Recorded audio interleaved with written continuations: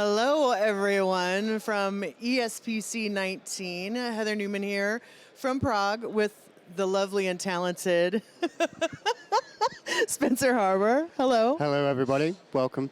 Yeah, so we're at the end of what day? Day two. Day two, yeah, I yes. You know, day three? Oh, thanks, Shane.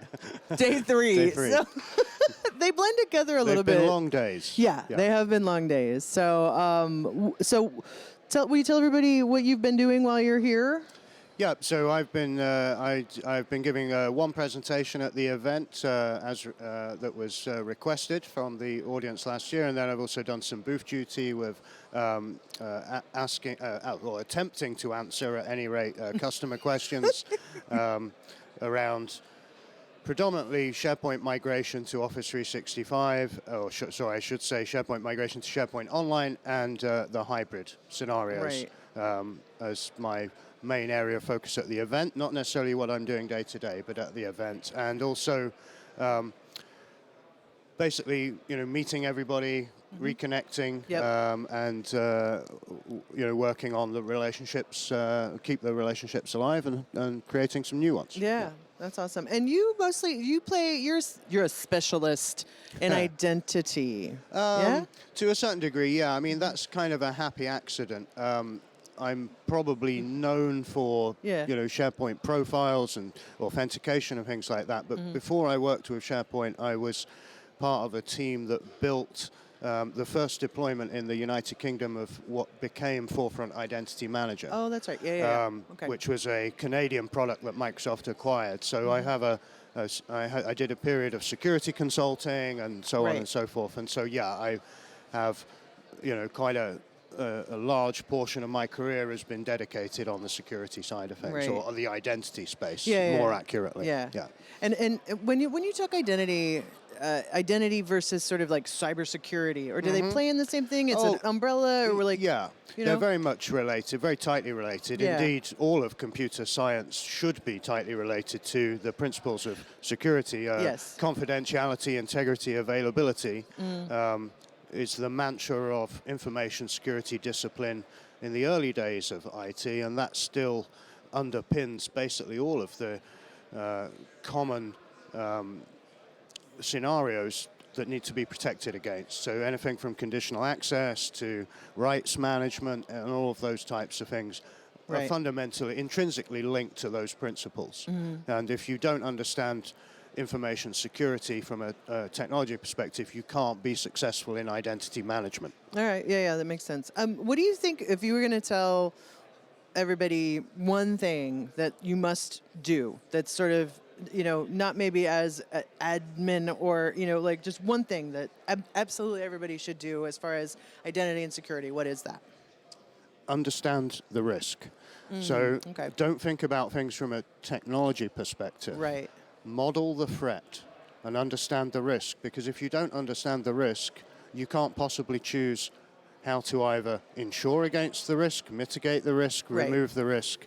And so I would actually give that advice in a more understandable language to, for example, my elderly mother, who the way we keep in touch, we live very far apart, and the way we keep in touch, of course, is via Skype. But I have to continually educate her to not sign up to Amazon, and these not things. Answer weird Skype calls. Exactly, right? not because that answer. happens. You just get some random freak show from out of nowhere. That kind of stuff. And so the only way you can actually get that message across to that user, my mother in this case, is to describe the risk. It's not a question of frightening them. Right. If you understand the risk, then you can mitigate it. Or, and it is the case, particularly with IT until very recently, it's always an option to ignore the risk. Right. And that is a valid strategy in some cases and shouldn't be overlooked. But so... That doesn't sound like, I get you, but that doesn't sound like the right way. But I guess it does make sense. I mean, again, it all comes down to what that individual risk is. Absolutely. And there are some situations where if you don't, if you're not even aware that you are at risk. So, for example, let's say you have a small SharePoint farm, and you're not doing any kind of governance on that platform, and then 3 months down the line you realize that actually there's like 30 or 40 external accounts that you didn't know. Right. You know, that's the ignore the risk. Are you talking about my tenant? No, I'm just teasing you. Yeah, it's frightening when you can see the reports. Yeah, it certainly is. Do you like the board game Risk? Yes, I do. Well, yeah. I used to play that in high school. All games have risk. Yeah. Otherwise, they wouldn't be fun. Fair But enough.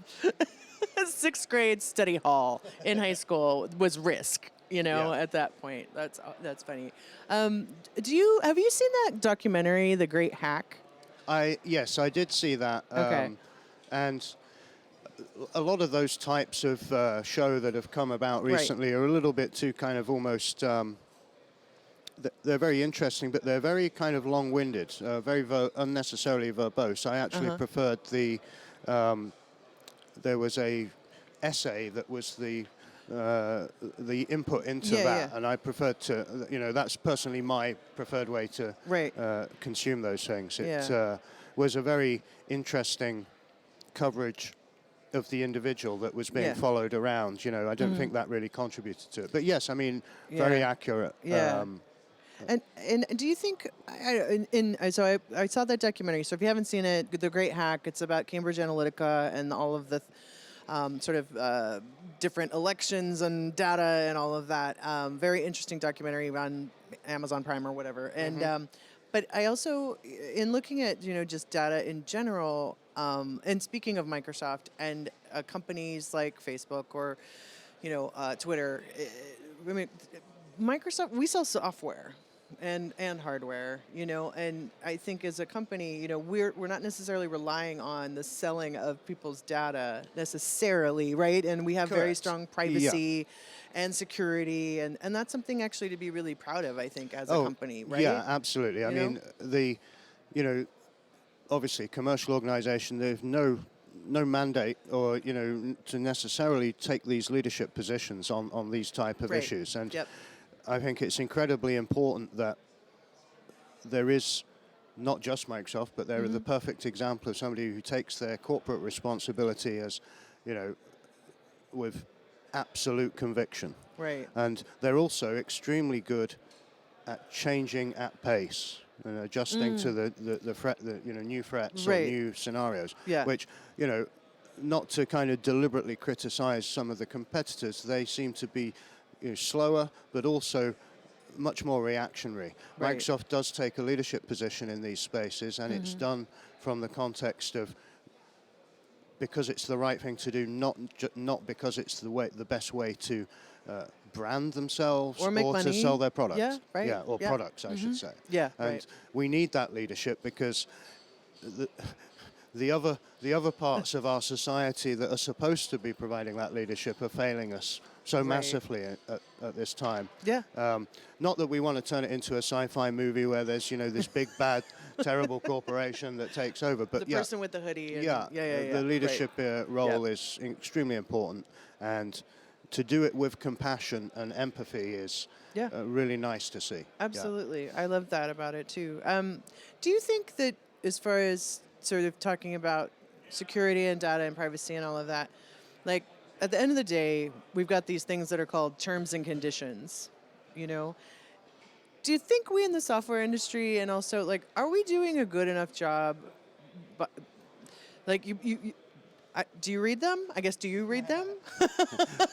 Unfortunately, I do read some of them, and I have actually written some as well. Okay. Yeah, in the past, right. not recently. But yes, I mean, I guess what you're driving towards is, you know, are we taking that side of things seriously enough? Yeah. And I think the answer to that is unfortunately no. Right. A good example of that here in Europe is the General Data Protection Regulations and a confusion about what we are allowed to do with personal data. Right. And there's a kind of blanket. That's too complicated. We can't deal with that. So we'll just put a web page up that says, if you're coming from the European Union, I'm sorry, you can't read my terrible news article. Right. Well, that's an example of somebody who doesn't really truly understand that all the organization needs is a policy that defines how they deal with the situation. Right. It doesn't mean you can't do something. And that's an example of where we've created a policy that is correct, but we've made it too complicated. And that's the terms and conditions or the end user license agreement, you know, and all those kind of things. We've moved forward quite significantly in terms of if I install an application on my phone, you know, I just do the retina thing with the fingerprint or the eyeball. Right. But, you know, what are you actually agreeing to at that point? You know, we're very good at complaining about people misusing our data after we've already given them permission implicitly to misuse it. Yeah. So whose fault is it? Right. Absolutely. You know, we're all in this together, and we're all part of the solution. Yeah. Well, it's sort of like those car commercials on TV, you know, where like they have the cars and then all of a sudden at the end of it, it's like, and blah, blah, blah, blah, blah, blah, blah, and right? And 2-point font in the bottom of the advert telling you the actual mileage. Yeah. And it's like, your mom isn't going to read the terms and conditions. My mom isn't, but she sure as heck loves posting all over Facebook and posting where she's at and posting here and there. And sometimes I'm like, Mom, all right, I know I taught you how to do this, and I love you very much. But you know, at the same time, I'm like, I need you also to be careful and understand what you're doing. Absolutely, yeah. We certainly, you know, we often get into a situation where we're overlooking just how bewildering the modern world is to anybody over the age of about 60. So if you think about the automated machines at the airport that scan your passport, well, you know, we can get all pent up and angry because the person in front of us doesn't know how to work the machine. Right. But for an elderly person, that is a bewildering and completely confusing experience. Oh, absolutely. So, of course, you know, having an automated scanner is progress. But we should also do it with enough compassion to simplify it and make it accessible to everybody, regardless of their abilities, you know, their background, et cetera, et cetera, et cetera. Yeah. You and I were talking a little bit before we got on camera about kindness. Yeah. And compassion links into kindness, obviously. And I think that you touched on something. I think it's really important because it is all levels of people that are at any given time in an organization doing, you know, creating administration or rolling out software or identity management, you know, and all of that. And, you know, obviously you want people who know what they're doing to do these sorts of things, but I think we all are learning at any given time and things are changing so fast on us. How do you keep up? I mean, you've been doing this a long time. You're wicked smart. So it's like, but do you find sometimes you're like, can you keep up? Yeah, it's interesting. I mean, I have a slightly different perspective on the pace of change because one of the downsides of been doing it for so long is, you know, you've always got that in the back of your mind, you know, oh God, I'm basically forever studying whilst I'm working. Right. But at the same time, particularly when it comes to software and the move towards software as a service in particular, it's actually a cycle. So things are repeating themselves. Rights like everything, right? Yeah, exactly.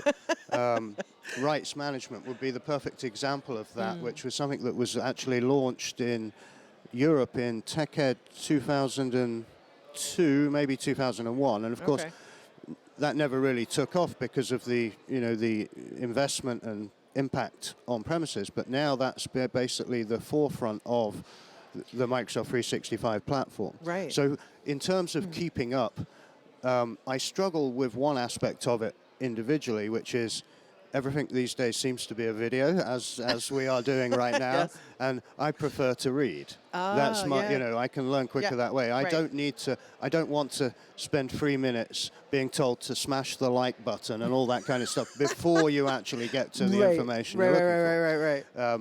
So that's one struggle for me in terms of keeping up, but I'm pretty good sort of, let's say I've been lucky in terms of being able to kind of predict what I think is coming next. Sure. Mainly based on the gaps. So if you know the gaps, Right. you can see, okay, we know they're going to invest in that area in the next 12 months. I don't really, again, one of the things that I tell the people joining the business, maybe out of university or college, is that if you truly study the fundamentals of computer science, you'll be okay. It doesn't matter if it's JavaScript gives you the now base. and and whatever comes along in the future, Sure. or that, you know, whichever framework it is, those principles will, you know, serve you well. Just like any other science discipline or any other discipline which is based on science. Yep. If you truly study and understand and internalize the fundamentals, the higher level changes will not impact you. Also, it's helpful in career terms because in most cases you are going to be selling to somebody who has vastly more experience than you do, Right. and the sales pitch isn't going to work unless you have that degree of credibility. And again, that's where, if you understand, like, for example, the principles of acidity of a relational database, then you can work with any relational database platform in the market. Yeah, absolutely. Well, it's always a delight to talk to you, and I got to visit this one in Scotland.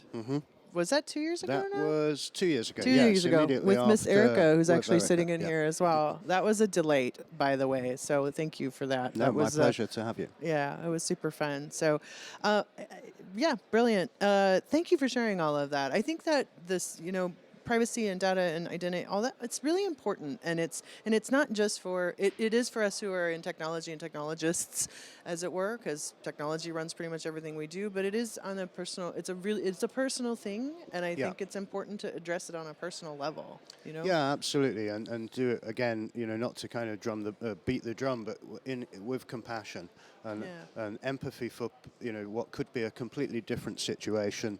Even just like 200 miles away could be something completely different. Yeah. As we have sort of inevitably ended up in the situation where basically everything we do is via some form of computing device, the importance of privacy and identity increases, but at the same time, we need to simplify it.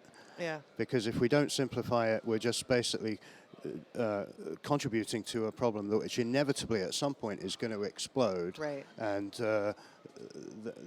not only commercially will that hurt us, but it will prevent us to keep moving forward.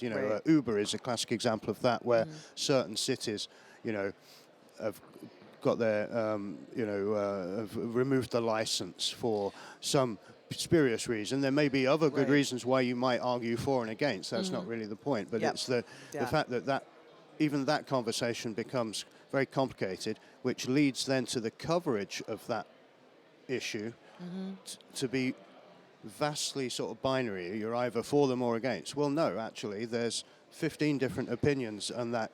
In that frame. And isn't that true with everything? Absolutely. It seems like it's like either we're in or we're out. Yeah. We don't like you or we like you, and there are so many shades of gray, right? Absolutely, yeah. We don't live in a black and white world. Yeah. It's irresponsible to put things in that context because the context is invalid. Yeah. We need to, shades of gray. Yeah. Well, and how about a big old rainbow? Absolutely, yeah. Awesome. Yeah. The colors of unity. Yeah, exactly. Isn't he great? So thanks for having me. Yeah, thanks for chit-chatting and always being so lovely. Everybody, that's ESPC19. Are we the last one of the day? Nope. Okay, never mind. We're not the last one of the day. So you got one more. Join us. Keep joining us on YouTube here, and lots more live streaming and hanging out with lots of different folks. I'm going to be on a chunk in the morning tomorrow. So if you want to catch me with a bunch of folks, come back tomorrow morning. And thank you, Spencer. Thank you very much. Enjoy the rest of the live streaming. Absolutely. Bye, all.